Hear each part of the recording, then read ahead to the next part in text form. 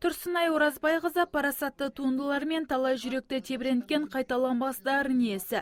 Өмірін өнерімен негіз көрген ол халқына гүл сезім. Іңкәр жүрек әуені, таң шапағы сынды сырлы шумақтарға толы жинақтарын ұсынды. Төл өнерімізді соңғы демі қалғанша дәріптеген марқұм халықаралық Алаш әдеби сыйлығының иегері. Саха-Якутия Республикасының еңбек сіңірген қайраткері атанып, Ресей халқын өнерімен тамсандырды. Ақ жарқын қатар құрбылары менен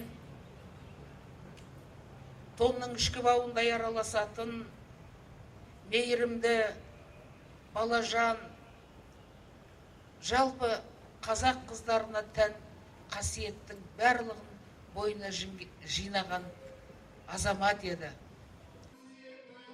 Қаралы жиынға Тұрсынай Оразбайқызының туған туысқандары, достары мен өнерін бағалаған оқырмандары жиналды. Олар жанарлары қанжылап, өнер иесі жайлы естеліктермен бөлісті. Біздер үшін Ресей, қазақтар үшін Мәскеу, қазақтар үшін Тұрсынай әпкеміз Ресейде біреу-ақ. Мұндай ақын, мұндай жазушы жоқ бізде. Ол кісінің айтқан сөздері, тілектері біз үшін өте бір қанатты, тілге бай адам екендігі байқалады. Өйткені таза қазақша, қазақтың мақалын, мәтелін қосып сөйлейтін бізде онда адамдар кемде-кем.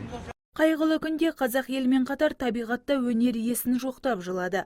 Елі барда Тұрсынай Оразбайқызының есімі мәңгі жасамақ.